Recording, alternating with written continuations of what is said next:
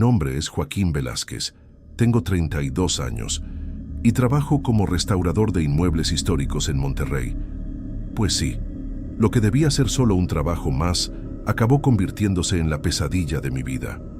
Todo comenzó cuando recibí una llamada de un empresario que había comprado una propiedad antigua en la calle Aramberri, una casona de apariencia imponente con el número 1026 estampado en un metal ya corroído por el tiempo. En ese momento ni le di mucha importancia. Después de todo, restaurar mansiones antiguas es mi chamba desde que me gradué y regresé a mi ciudad natal. El primer día que puse los pies en aquel lugar, sentí un escalofrío que subió por mi espalda y me dejó con los pelos de la nuca todos parados. Caramba, qué sensación tan extraña. El propietario me entregó las llaves y se fue a toda prisa, como si no quisiera quedarse ahí ni un minuto más. «Es toda tuya por ahora, Joaquín. Haz un buen trabajo», me dijo mientras se subía a su coche importado. Me pareció algo raro, pero a lo mejor el hombre tenía otros compromisos, ¿no?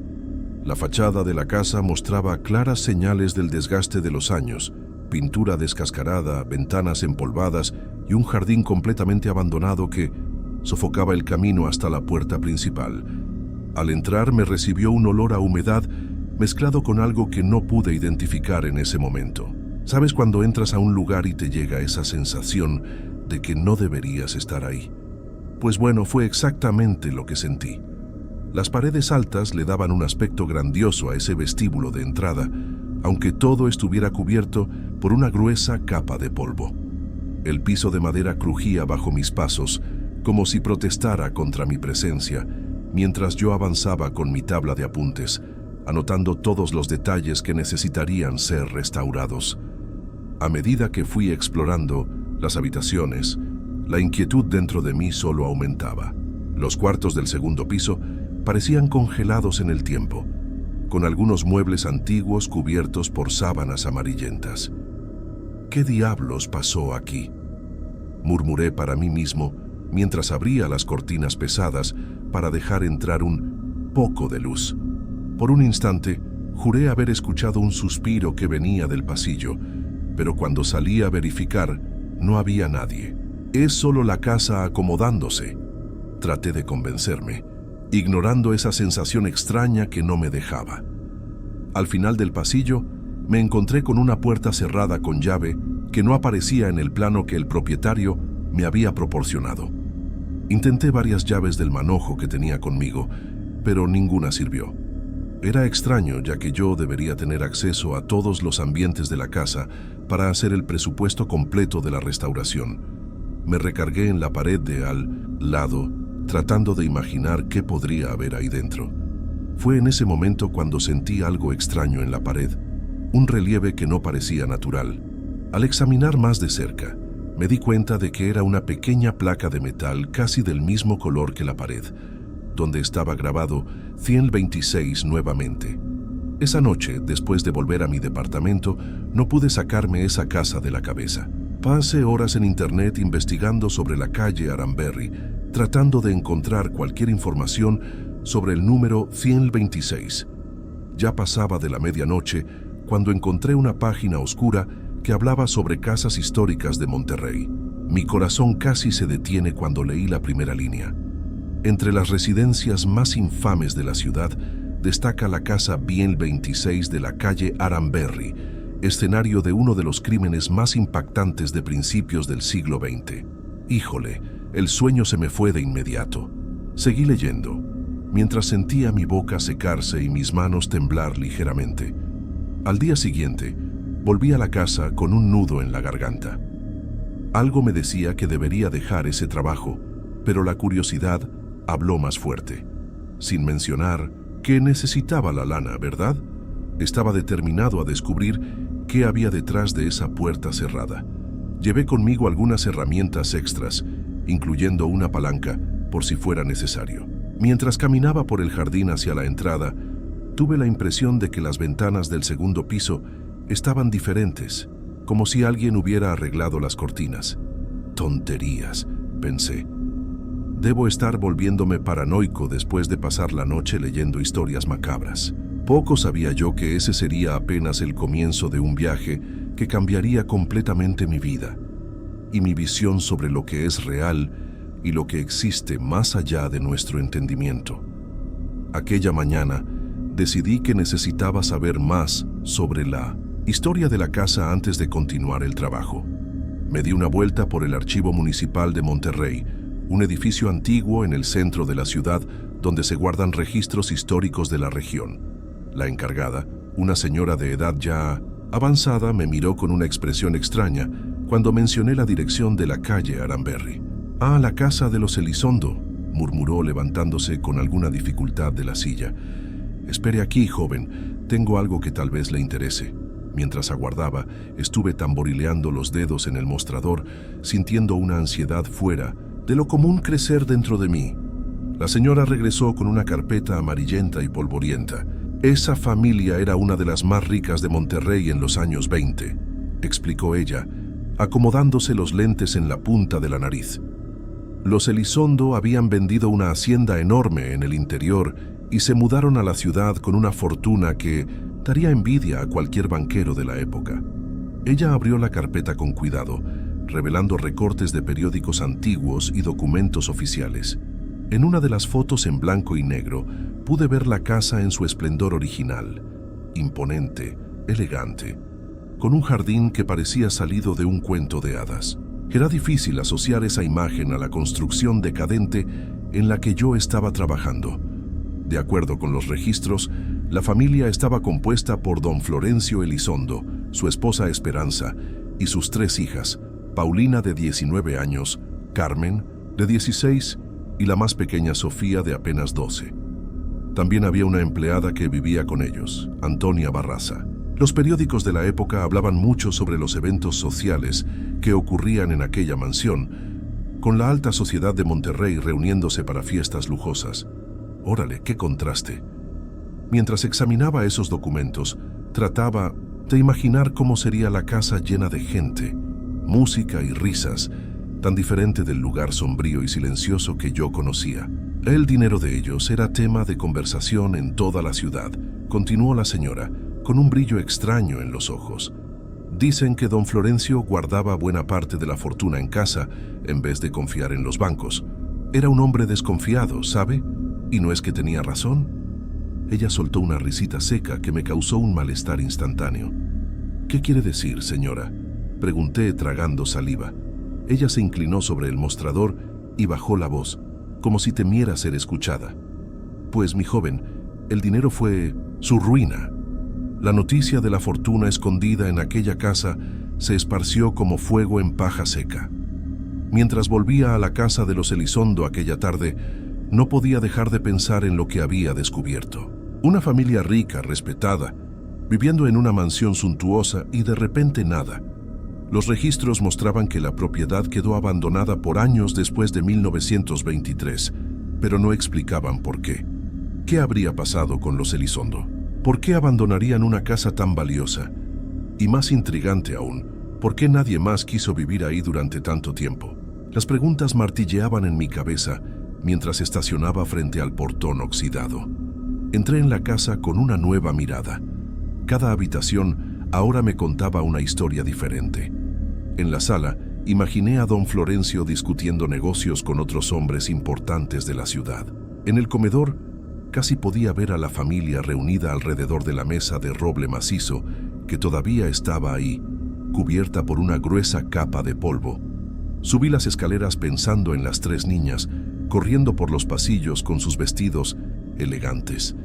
De repente me detuve a mitad de la escalera. Había escuchado algo, un sonido suave como el roce de un vestido. ¿Hay alguien ahí?, llamé sintiendo el corazón acelerarse. Nada, solo el silencio pesado de la casa vacía. En el segundo piso, fui directo a la puerta cerrada que había descubierto el día anterior. Estaba determinado a abrirla, costara lo que costara. Tomé la palanca de mi mochila y después de algunos intentos, logré forzar la cerradura. La puerta se abrió con un chirrido escalofriante, revelando una habitación que parecía haber sido preservada exactamente como era hace un siglo. A diferencia del resto de la casa, no había polvo aquí, solo un fuerte olor a perfume de rosas mezclado con algo metálico que me recordó a sangre.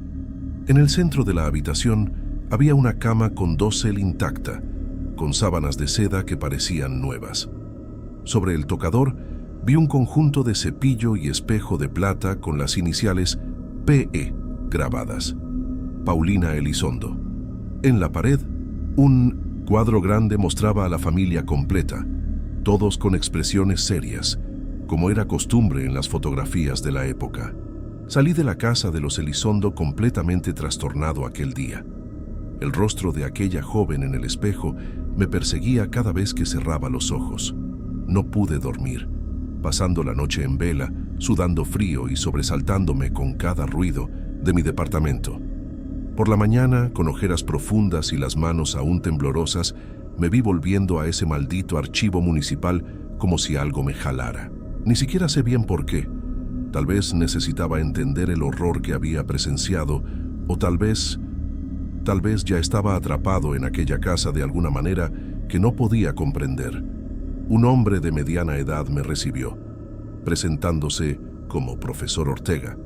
Cuando mencioné la dirección, su rostro palideció instantáneamente. «La casa de los Elizondo», susurró, y había algo en su voz que hizo que los pelos de mi nuca se erizaran. Me llevó a una sala en la parte trasera, cerrando la puerta con llave detrás de nosotros. Mi garganta se secó cuando vi el sobre pardo, marcado con «Confidencial» en letras rojas que parecían sangre seca. «¿Qué viste allá?», preguntó de repente, sus ojos fijos en los míos. «Hay algo en esa casa, ¿verdad? Algo que todavía está ahí». No pude responder. Las imágenes del espejo volvieron con toda su fuerza. Esos ojos abiertos de terror puro, esa boca abierta en un grito silencioso. Dios mío, sentí como si me estuviera asfixiando ahí mismo, en esa pequeña sala sofocante. Las fotografías que Ortega esparció en la mesa hicieron que mi estómago se revolviera. Cuerpos retorcidos, un charco de sangre oscurecida extendiéndose por el mismo piso donde yo había caminado días antes. El olor a humedad del archivo parecía haber sido reemplazado por un olor metálico que solo existía en mi imaginación. Cuerpos, tantos cuerpos, una familia entera destrozada en el comedor que yo conocía tan bien. 4 hombres, murmuró Ortega, su voz distante como en una pesadilla. 4 bestias sedientas de dinero invadieron esa casa en una noche de marzo de 1923. En las fotos en blanco y negro, los patrones de las manchas oscuras en el suelo formaban diseños grotescos, como si la propia sangre quisiera contar su historia, macabra. Mientras él hablaba, casi podía escuchar los gritos de aquella familia, como si las paredes del archivo se hubieran transformado en las de la casa maldita. González, Quintanilla, Cárdenas y Treviño. 4 nombres que ahora resonaban en mi mente como una canción de terror. Cerré los ojos y vi a don Florencio cayendo con el primer disparo. Vi a Esperanza suplicando por la vida de sus hijas. Las niñas encogidas en un rincón, abrazadas, llorando, y la pobre Antonia, la empleada, tratando de protegerlas. Dios mío, podía sentir el terror de aquella noche, atravesando casi un siglo para alcanzarme. La crueldad de aquellos hombres fue más allá de lo que cualquier mente sana puede concebir. Horas de tortura, buscando un tesoro que apenas existía, mientras bebían y reían entre los gritos de sus víctimas. Los hombres fueron capturados a la mañana siguiente, continuó Ortega, su voz ahora un susurro ronco. Todavía estaban ahí, borrachos, cubiertos de sangre, rodeados de joyas y algunos fajos de dinero. Pero la fortuna real de los Elizondo estaba en bancos suizos. Se inclinó más cerca y pude ver gotas de sudor en su frente. ¿Sabes qué es lo más terrible? No mostraron ningún remordimiento, ninguno. Cuando los policías preguntaron sobre las víctimas, González simplemente se encogió de hombros y dijo: «Era solo una familia rica. Hay más por ahí». Un escalofrío recorrió mi espalda. En mi mente, el rostro distorsionado de un hombre que nunca vi sonreía con dientes manchados de sangre. El castigo llegó rápido. La ciudad entera clamaba venganza. «Ley fuga», dijo Ortega, y esas 2 palabras sonaron como un presagio sombrío. Los llevaron fuera de la ciudad una semana después del crimen. Dijeron que estaban siendo trasladados. Los hicieron arrodillarse en la tierra, bajo el sol abrasador de Monterrey. Mientras él hablaba, yo veía la escena desarrollarse. Los 4 hombres esposados, el círculo de policías con armas apuntando, el silencio pesado del desierto. Contaron hasta 3, gritaron «corran», y entonces Ortega chasqueó los dedos, el sonido resonando en la pequeña sala como un disparo. Ejecución, sin juicio real, sin oportunidad. Justicia del pueblo le llamaban. González se rió cuando escuchó la orden de correr. Quintanilla suplicó por misericordia hasta el último instante. Cárdenas intentó huir de verdad y recibió 3 disparos en la espalda. Treviño, el más joven, se quedó paralizado. Le dispararon sin que se moviera un centímetro. Mientras escuchaba, un zumbido creciente se apoderaba de mis oídos. De repente, el aire en la sala parecía demasiado pesado para respirar. «Hay algo que necesitas saber», Ortega susurró, inclinándose tanto que pude sentir su aliento caliente en mi cara. Dicen que en el momento de la muerte, los 4 hicieron un pacto con algo de las sombras. Juraron regresar a la casa para reclamar lo que creían que era suyo por derecho. Y la hija mayor, Paulina, tragó saliva. Dicen que partes de su cuerpo nunca fueron encontradas. Al salir de aquel archivo, mis piernas apenas me sostenían. El sol se ponía y las sombras se alargaban en las calles de Monterrey como dedos delgados tratando de alcanzarme. ¿Por qué tenía que ser yo? ¿Por qué aquella casa?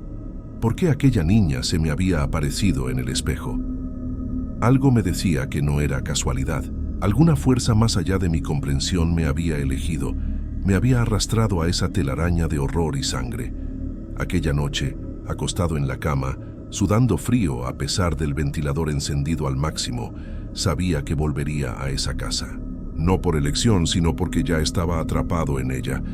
Y mientras el sueño finalmente me dominaba, juré escuchar una voz femenina susurrando en la oscuridad. «Ayúdanos, Joaquín, están regresando. Siempre regresan». En la madrugada siguiente, fui a la plaza central de Monterrey. No sé explicar por qué, simplemente sentí que necesitaba ir. La plaza estaba vacía, excepto por un señor anciano que barría hojas secas. Cuando me vio sentado en la banca, se acercó despacio, apoyándose en la escoba. «Esta plaza tiene historia», dijo de repente. «Historia que no cuentan en los libros». No respondí, pero él continuó de todos modos, como si necesitara desahogarse. «Mi abuelo me contó sobre lo que hicieron con los asesinos de los Elizondo», dijo, señalando hacia el kiosco central. «Después de matarlos con la tal ley fuga, trajeron los cuerpos aquí, uno en cada pilar del kiosco». Sus palabras cayeron como piedras en mi estómago. El kiosco, que siempre me había parecido tan bonito, fue escenario de una exhibición macabra. Durante 2 días enteros dejaron a aquellos hombres ahí colgados como ejemplo. La ciudad entera vino a ver. El viejo hablaba ahora con la mirada distante. González, Quintanilla, Cárdenas y Treviño. Mi abuelo grabó cada nombre, cada rostro. Dijo que nunca olvidó el olor. Me levanté y caminé hasta el kiosco, observando los 4 pilares principales. No había marcas visibles, pero ahora parecía que podía sentir algo emanando de aquellas viejas estructuras de madera. La gente pasaba, miraba, algunos rezaban, otros maldecían. Era como una procesión bizarra, continuó el viejo que me había seguido. Las autoridades traían a los jóvenes problemáticos de la ciudad para ver, prosiguió. Les decían, mira bien dónde termina quien sigue este camino. Empleados del ayuntamiento registraron todo en fotografías. Algunas todavía existen en los archivos. Me quedé en silencio, mirando al suelo del kiosco. Era el mismo piso original, de tablas oscuras. ¿Cuántas gotas de sangre de aquellos hombres cayeron ahí? ¿Cuánto de aquel horror aún persistía, invisible a los ojos comunes? Lo más extraño, el viejo bajó la voz.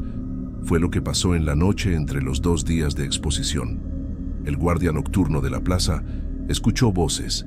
Dijo que los muertos estaban conversando entre sí, planeando algo. Nadie le creyó, claro. Al día siguiente lo encontraron en estado de shock, repitiendo que ellos prometieron volver. El viejo se rió nerviosamente. Locuras de borracho, decían, pero mi abuelo conocía al guardia. Era un hombre serio, religioso. Nunca volvió a ser el mismo después de aquella noche. Noté algo extraño mientras él hablaba. Una lápida pequeña, casi escondida en la base del kiosco. El viejo vio mi mirada. Ah, esa es la marca de la vergüenza.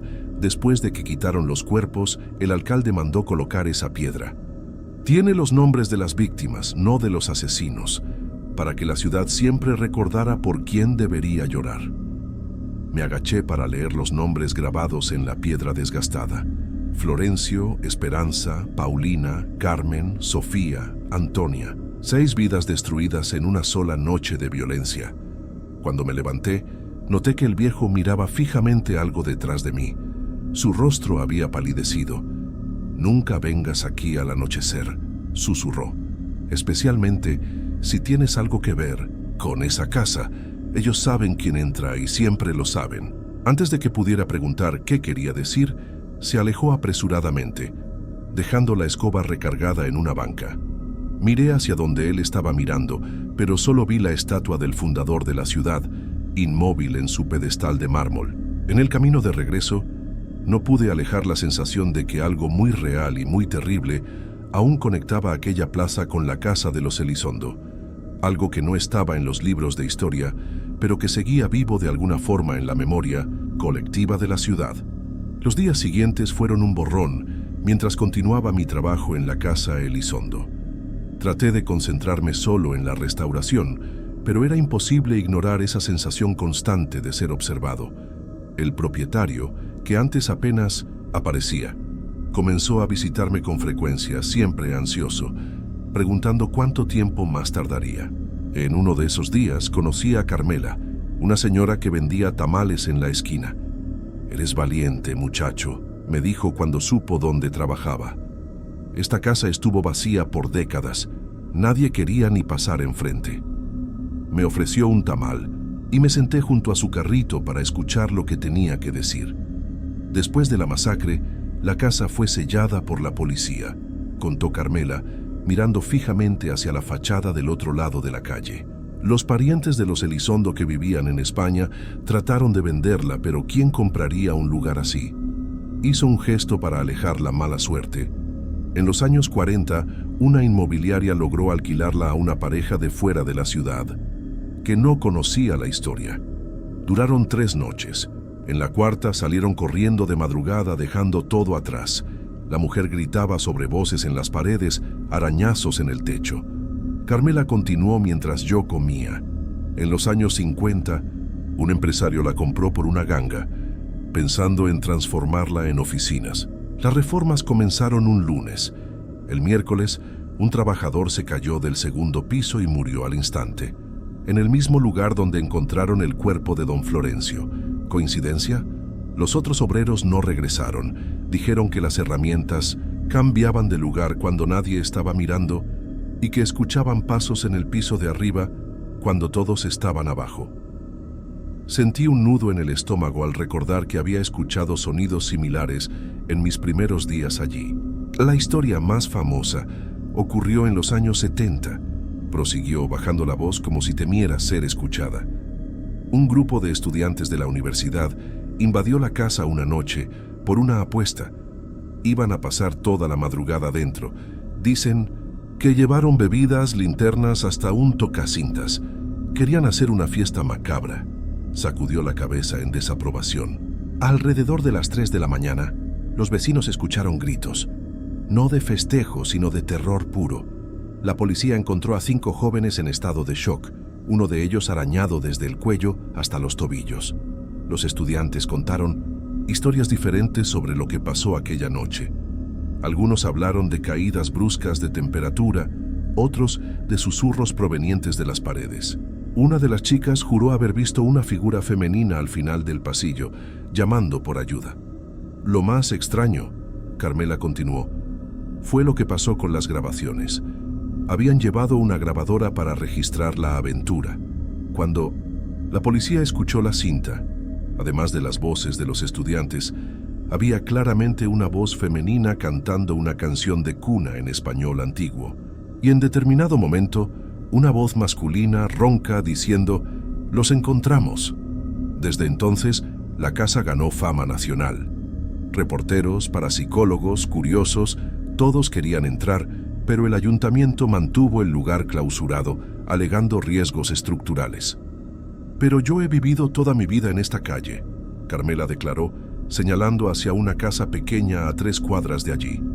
«Vi cosas que nadie creería. En las noches de luna llena, principalmente en marzo, el aniversario de la masacre.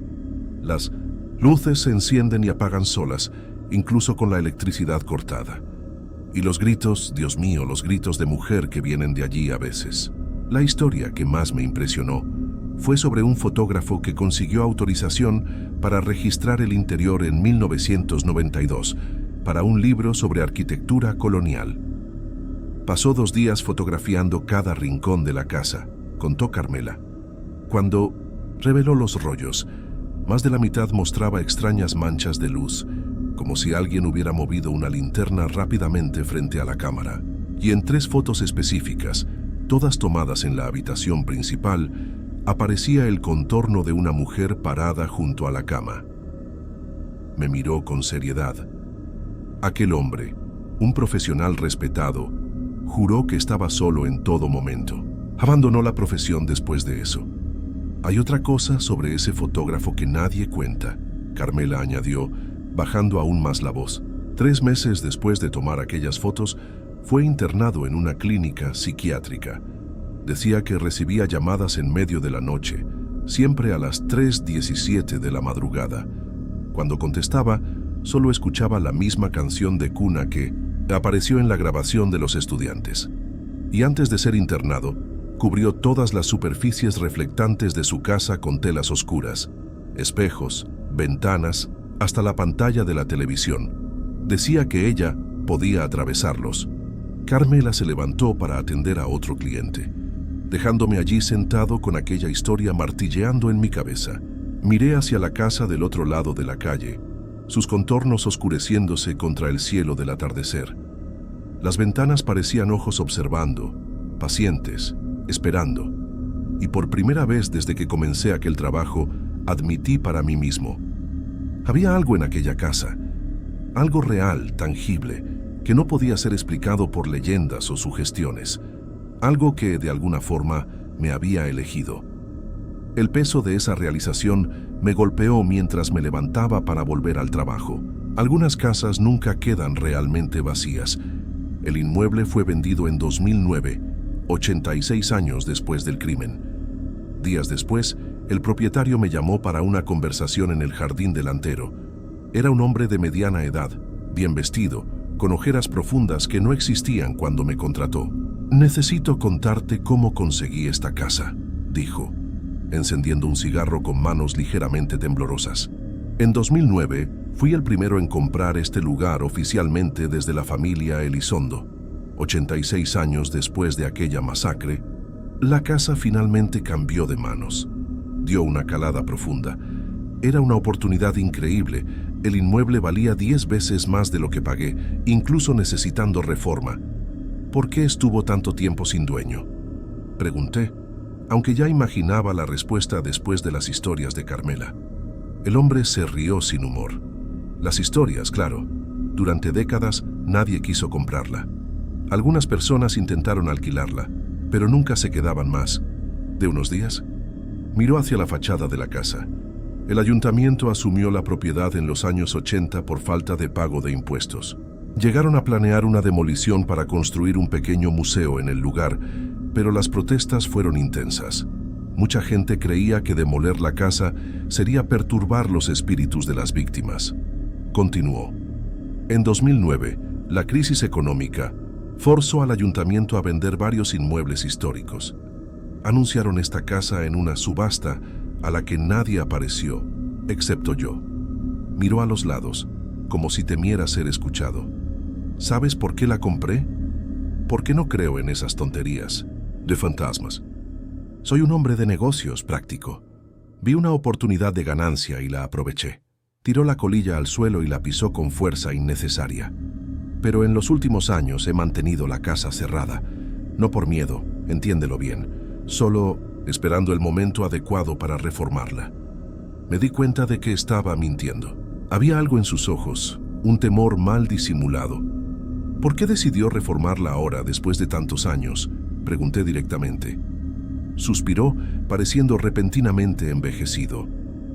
Mi esposa falleció el año pasado. Cáncer. En los últimos días comenzó a hablar sobre una mujer que aparecía en la habitación del hospital durante la noche. Una joven de vestido antiguo que se quedaba al pie de la cama observando. Tragó saliva. En el delirio de la morfina, mi esposa decía que la muchacha se llamaba Paulina y que insistía en que yo necesitaba arreglar la casa. El hombre me miró con una intensidad perturbadora. Nunca le hablé a mi esposa sobre esta casa. Nunca mencioné el nombre de la familia Elizondo. ¿Cómo podría saberlo? Me quedé en silencio sin respuesta que ofrecer. Después del funeral, comencé a tener sueños. Siempre el mismo. Estoy en esta casa, en el vestíbulo de entrada. Una joven señala hacia el segundo piso y dice, «Está casi la hora. Ellos están regresando. Te contraté al día siguiente del primer sueño». Sacó un sobre del bolsillo interior de su saco. «Dentro está el pago completo por tu trabajo, incluso el que aún no has terminado». Entendí inmediatamente.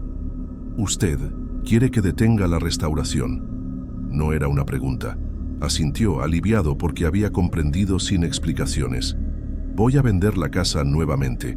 Ya tengo un comprador interesado, un extranjero que no conoce la historia local». Devolvió el sobre al bolsillo cuando me negué a tomarlo. «Puedes quedarte con el dinero sin terminar el trabajo.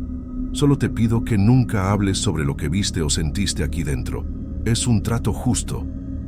Había desesperación en su voz, una prisa inexplicable por cerrar ese asunto. Cuando se fue, me quedé parado en el jardín por mucho tiempo, mirando hacia la casa.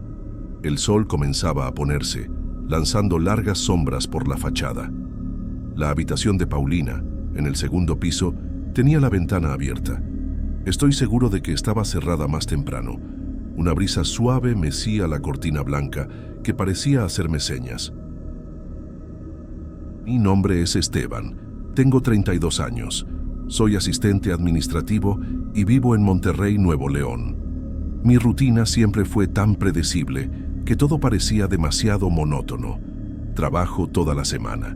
Llego a casa, preparo la cena, descanso un poco viendo la tele y me duermo temprano. Las noches de viernes, a veces, me arriesgo a salir para encontrarme con algún amigo, escuchar buenas historias y, quién sabe, sentir ese escalofrío agradable de las conversaciones sobre leyendas urbanas.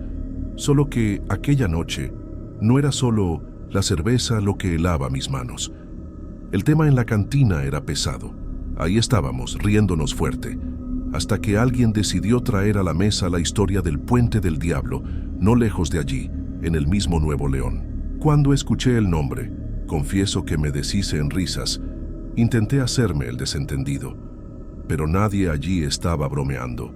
Unos juraban por su vida que ya habían visto cosas extrañas. Otros solo movían la cabeza con los ojos bien abiertos, como si no quisieran recordar. Nadie miraba directamente al otro. Parecía que tenían miedo de algo más allá de mi comprensión. La verdad es que la curiosidad es traicionera. Después de escuchar tantas versiones, aquel puente se pegó a mi mente como chicle en el zapato. Me fui a casa algo inquieto, tratando de engañar al miedo diciéndome a mí mismo que todo era cosa de gente demasiado impresionable. Pero desechar esa idea no funcionó. Todo el fin de semana aquel lugar se quedó en mi cabeza, como si me susurraran al oído cada detalle de aquellas historias. El domingo, el aburrimiento fue quien empujó mis decisiones.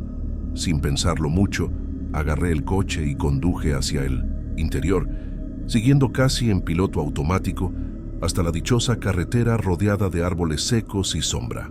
Cuanto más me alejaba de la ciudad, más se imponía el silencio, solo interrumpido por el ruido del motor y de vez en cuando el crujir de alguna hoja perdida. Ya lejos de las luces, la sensación era que algo que prefería la penumbra me observaba. Estacioné, medio torpemente, junto a una alfombra de hierba crecida. El lugar parecía olvidado hasta por el tiempo. Bajé del coche, con esa sensación de que debería regresar, pero ya era tarde para desistir. Con cada paso hacia el puente, sentía el suelo frío bajo los pies y el aire denso, casi pesado, tan inmóvil. Cada ruidito parecía amplificado, cada rama crujiendo sonaba como una alerta. Llegué al comienzo del puente y era aún más real y aterrador de lo que imaginé. Antiguo, de piedra, manchado por años de historia, se alzaba cortando el valle como un corte desaliñado. En el aire, ese olor que no sé explicar bien, tal vez tierra mojada mezclada con algo que preferí no identificar. La luz del atardecer golpeaba torcida, revelando partes de la estructura mientras otras desaparecían en sombras alargadas. Mi corazón latía fuerte, no de emoción, sino de alerta. No era solo nerviosismo, había algo allí, una incomodidad que venía de dentro y hacía que la sangre corriera más rápido. Me detuve unos segundos, solo escuchando mi propia respiración pesada, tratando de entender si era solo el miedo jugándome malas pasadas o si realmente había algo más en aquel lugar. Atravesé el puente despacio, con pasos medidos, como si cada metro hacia adelante aumentara el peso del mundo en mis espaldas. El silencio parecía gritar. Fui notando los detalles: fisuras en las piedras, marcas antiguas casi borradas, musgo creciendo en las juntas, como si la propia naturaleza intentara borrar o engullir aquella construcción. Traté de ignorar las ganas de mirar hacia atrás, porque sabía que no tendría el valor de volver si lo hacía. Mientras cruzaba, una brisa fría barría el valle, haciendo vibrar el aire a mi alrededor y erizando mi piel bajo la camiseta delgada. Por un instante, todo parecía demasiado distante. El sonido de la ciudad, las voces conocidas, incluso las certezas de lo cotidiano. El suelo de piedra bajo mis pies parecía hueco, resonando como si el puente guardara debajo un secreto sofocado. Miraba a los lados y allá abajo, el agua corría despacio, reflejando el cielo rajado por el atardecer. Pero había algo allí, invisible, que pesaba más que cualquier sombra. Con cada paso sentía crecer una sensación de estar fuera de lugar, como si fuera un intruso en territorio prohibido, una pieza desplazada en un tablero antiguo. Intenté hablar conmigo mismo, ¿sabes? Esa voz interna para ayudar a poner juicio, pero incluso ella parecía haberse quedado atrás, y de repente un silencio nuevo se instaló. Ningún insecto, ningún susurro de viento. Era una pausa aguda, el tipo de silencio que solo precede a algo extraño, como si el tiempo contuviera la respiración esperando el próximo movimiento.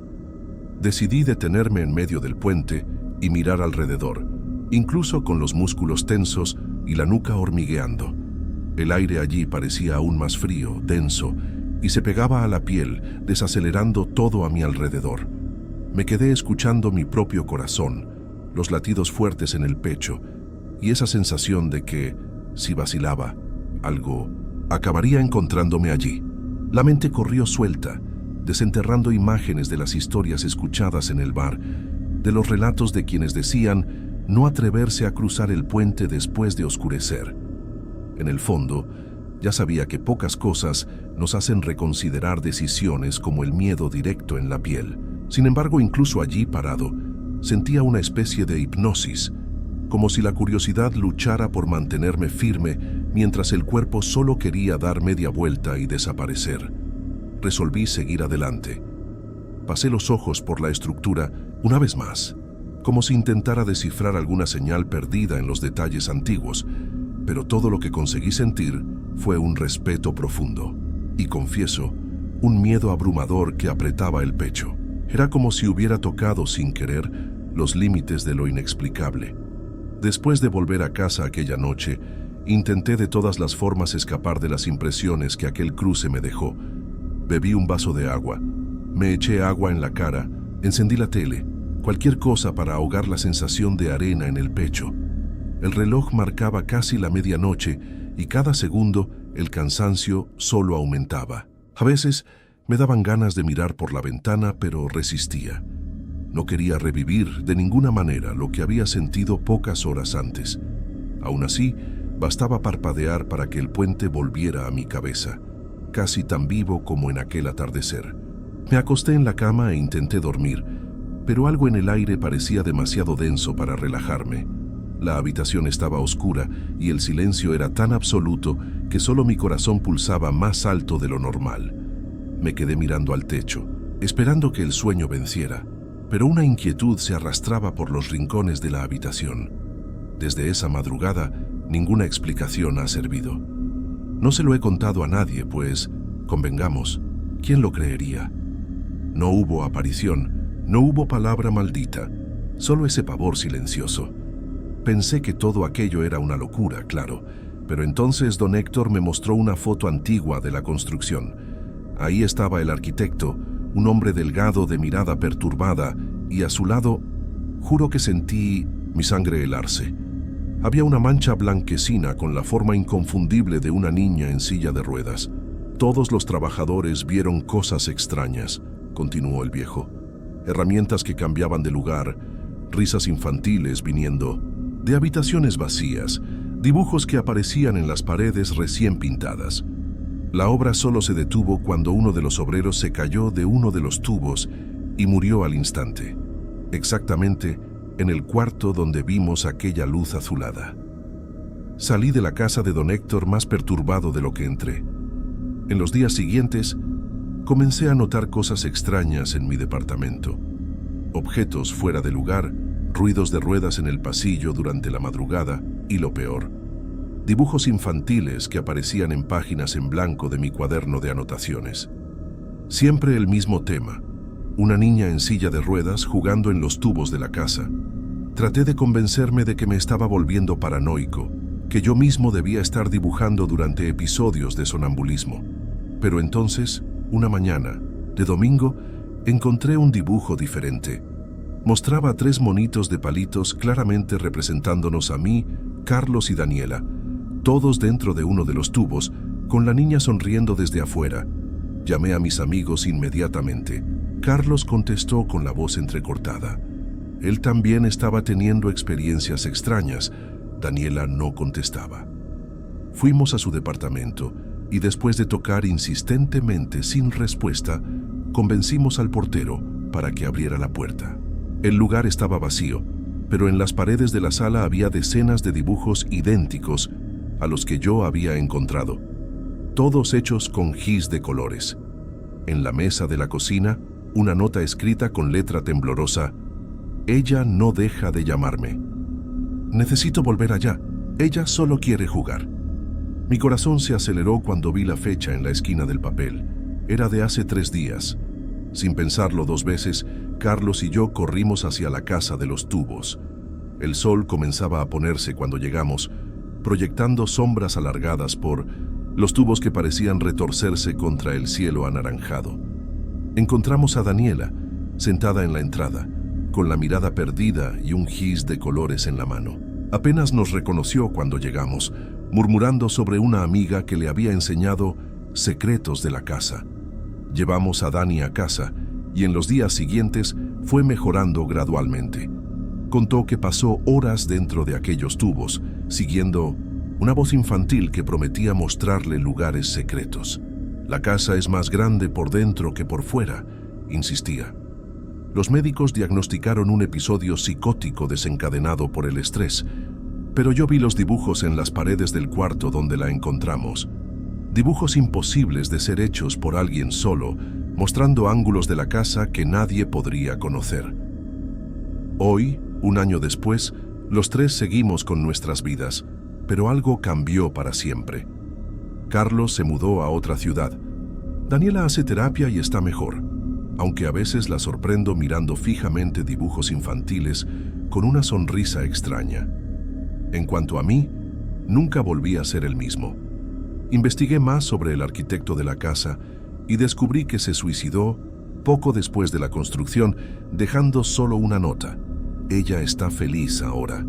La casa de los tubos sigue ahí, intacta. Las autoridades incluso intentaron demolerla una vez, pero desistieron después de 3 accidentes inexplicables con los obreros. Los vecinos locales dicen que a veces, principalmente al atardecer, es posible ver a una niña en silla de ruedas, observando desde la ventana más alta, esperando pacientemente por nuevos amigos. Yo cambié mi ruta de turismo hacia el lado opuesto de la ciudad, y cuando alguien me pregunta sobre la extraña construcción en las colinas, solo digo que hay lugares que deben permanecer inexplorados. Mi nombre es Miguel. Tengo 28 años y trabajo como guía turístico en Monterrey, México. Siempre me han fascinado los lugares históricos y con historias peculiares, lo que me llevó a esta profesión. Vivo en un pequeño departamento en el centro de la ciudad, desde donde puedo ver las montañas que abrazan nuestra región. Mi vida era bastante común hasta aquella noche en que decidí visitar la Casa de los Tubos, un lugar que siempre evité incluir en mis rutas, a pesar de la insistencia de algunos turistas más aventureros. Para quien no la conoce, la Casa de Los Tubos es una construcción bizarra abandonada en las colinas de Monterrey, con tubos enormes que se proyectan de la fachada como tentáculos congelados de concreto. Todos en la ciudad conocen las historias. Dicen que fue construida por un hombre rico para su hija en silla de ruedas, con los tubos sirviendo como resbaladillas y pasajes especiales. Pero lo que comenzó como un proyecto de amor terminó en 1900, tragedia cuando la niña sufrió un accidente fatal durante la construcción. Desde entonces, el lugar se volvió punto de encuentro para jóvenes que disfrutan de la adrenalina de explorar lugares macabros. Y yo, aunque soy escéptico, siempre sentí un escalofrío con solo pasar cerca. Fue un viernes cuando mis amigos Carlos y Daniela me convencieron de ir allá. Órale, Miguel, ¿eres guía turístico y nunca has entrado al lugar más famoso de la ciudad? Me provocó Carlos mientras tomábamos unas chelas. Acabé cediendo, más por orgullo que por valentía. Quedamos de ir a medianoche, horario que ahora me doy cuenta fue una pésima idea. Llegamos en mi coche y ya en el estacionamiento improvisado, en la base de la colina, sentí un peso en el aire, como si el propio lugar nos observara con desaprobación. La subida hasta la casa fue más difícil de lo que imaginábamos. La vegetación se había apoderado del camino, y la luz de nuestras linternas apenas iluminaba 2 pasos adelante. ¿Estoy escuchando voces o es mi imaginación?, preguntó Dani en cierto momento. Nos detuvimos para escuchar y de hecho había un sonido distante, como un susurro o llanto ahogado. Es solo el viento golpeando los tubos, respondí sin mucha convicción. Carlos se rió nerviosamente y seguimos adelante, pero aquel sonido no salía de mi cabeza. Parecía llamar a alguien. Cuando finalmente llegamos a la entrada principal, me quedé paralizado. La casa era mucho más impresionante y aterradora que en las fotos que había visto. Los famosos tubos se proyectaban en ángulos imposibles, creando sombras que parecían moverse con vida propia bajo la luz de la luna. La puerta principal estaba entreabierta, como si nos invitara a entrar. Carlos fue el primero en pasar, seguido por Dani, que me jaló de la mano. «Vamos, señor guía turístico, muestra el camino», bromeó, pero su voz temblaba. Tragué saliva y entré, sintiendo que estábamos siendo observados por ojos invisibles. El interior de la casa era un laberinto de pasillos estrechos, escaleras que no llevaban a ningún lado, y claro, los tubos, algunos lo suficientemente grandes para que una persona gateara dentro. Las paredes estaban cubiertas de grafitis y pintas, pero había algo extraño. En varios lugares, las mismas palabras se repetían. «Ella todavía está aquí» y «No dejes que te encuentre». Carlos apuntó la linterna hacia un dibujo infantil hecho con gis de colores, demasiado reciente para un lugar abandonado hace décadas. Era el dibujo de una niña en silla de ruedas, con una sonrisa inquietante y ojos completamente negros. «Güey, esto no me huele bien», murmuré, sintiendo un escalofrío subir por mi espalda. Decidimos explorar el segundo piso, donde estaban las recámaras. Fue cuando las cosas comenzaron a ponerse realmente extrañas. Primero, escuchamos el sonido inconfundible de ruedas rechinando en el pasillo arriba de nosotros. Después, Una risa infantil hizo eco por los tubos, como si alguien estuviera jugando a las escondidas. «Deben ser otros exploradores», dijo Carlos, pero su voz falló. Subimos las escaleras lentamente, cada escalón pareciendo más pesado que el anterior. En la cima, vimos una puerta entreabierta al final del pasillo, con una débil luz azulada saliendo de adentro. Ninguno de nosotros tenía el valor de verificar, pero tampoco podíamos simplemente irnos. Fue cuando Daniela gritó y señaló hacia el suelo. Había marcas de ruedas recientes en el polvo, siguiendo en dirección a aquella puerta iluminada. Antes de que pudiéramos reaccionar, la puerta se cerró de golpe y todas nuestras linternas se apagaron simultáneamente. En la oscuridad absoluta, sentí algo helado tocar mi mano como dedos pequeños de niña. «¿Vinieron a jugar conmigo?», susurró una voz dulce e infantil en mi oído. Nunca corrí tan rápido en mi vida. Bajamos las escaleras tropezando, casi cayéndonos varias veces. Cuando finalmente alcanzamos el coche, estábamos jadeando y en shock. Ninguno de nosotros habló durante todo el camino de regreso. Hasta... Hoy no puedo explicar lo que pasó aquella noche, pero una cosa es segura. Nunca más volví a la casa de los tubos y siempre desvío la mirada cuando paso cerca de aquellas colinas. Después de aquella noche, pasé semanas sin poder dormir bien. Cada vez que cerraba los ojos, escuchaba aquella voz infantil susurrando en mi oído. Mis amigos también estaban afectados. Carlos hasta pidió unos días libres en el trabajo. Daniela fue la que más sufrió. Ella juraba que veía a una niña en silla de ruedas en los rincones oscuros de su departamento. Traté de convencerla de que solo era el trauma, el miedo alimentando la imaginación, pero ni yo mismo lo creía. Comencé a investigar más sobre la historia de la casa, revisando archivos antiguos de periódicos y platicando con los vecinos más viejos del barrio. Lo que descubrí solo aumentó mi inquietud. La historia oficial decía que la casa fue construida en los años 70 por un arquitecto excéntrico para su hija con discapacidad, pero los detalles eran nebulosos.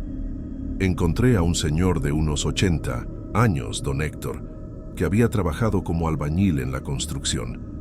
Aquella casa nunca debió haber sido terminada, me dijo, con las manos temblorosas sosteniendo una taza de café. Según él, el arquitecto no tenía ninguna hija, al menos no viva. La niña había muerto años antes en un accidente automovilístico que dejó al padre trastornado. Él decía que ella todavía le hablaba, que pedía una casa especial donde pudiera jugar para siempre. Don Héctor bajó la voz. Los tubos no eran para que una niña en silla de ruedas se moviera, eran para que ella pudiera manifestarse, crear pasajes entre nuestro mundo y el de ella. Pensé que todo aquello era una locura, claro, pero entonces don Héctor me mostró una foto antigua de la construcción. Ahí estaba el arquitecto, un hombre flaco de mirada perturbada, y a su lado, juro que sentí mi sangre helarse. Había una mancha blanquecina con la forma inconfundible de una niña en silla de ruedas. Todos los trabajadores vieron cosas extrañas, continuó el viejo. Herramientas que cambiaban de lugar, risas infantiles viniendo de cuartos vacíos, dibujos que aparecían en las paredes recién pintadas. La obra solo se detuvo cuando uno de los obreros cayó de uno de los tubos y murió al instante, exactamente en el cuarto donde vimos aquella luz azulada. Salí de la casa de don Héctor más perturbado de lo que entré. En los días siguientes, comencé a notar cosas extrañas en mi departamento. Objetos fuera de lugar, ruidos de ruedas en el pasillo durante la madrugada y, lo peor, dibujos infantiles que aparecían en páginas en blanco de mi cuaderno de anotaciones. Siempre el mismo tema. Una niña en silla de ruedas jugando en los tubos de la casa. Traté de convencerme de que me estaba volviendo paranoico, que yo mismo debía estar dibujando durante episodios de sonambulismo. Pero entonces, una mañana, de domingo, encontré un dibujo diferente. Mostraba 3 monitos de palitos, claramente representándonos a mí, Carlos y Daniela, todos dentro de uno de los tubos, con la niña sonriendo desde afuera. Llamé a mis amigos inmediatamente. Carlos contestó con la voz entrecortada. Él también estaba teniendo experiencias extrañas. Daniela no contestaba. Fuimos a su departamento y, después de tocar insistentemente sin respuesta, convencimos al portero para que abriera la puerta. El lugar estaba vacío, pero en las paredes de la sala había decenas de dibujos idénticos a los que yo había encontrado, todos hechos con gis de colores. En la mesa de la cocina, una nota escrita con letra temblorosa.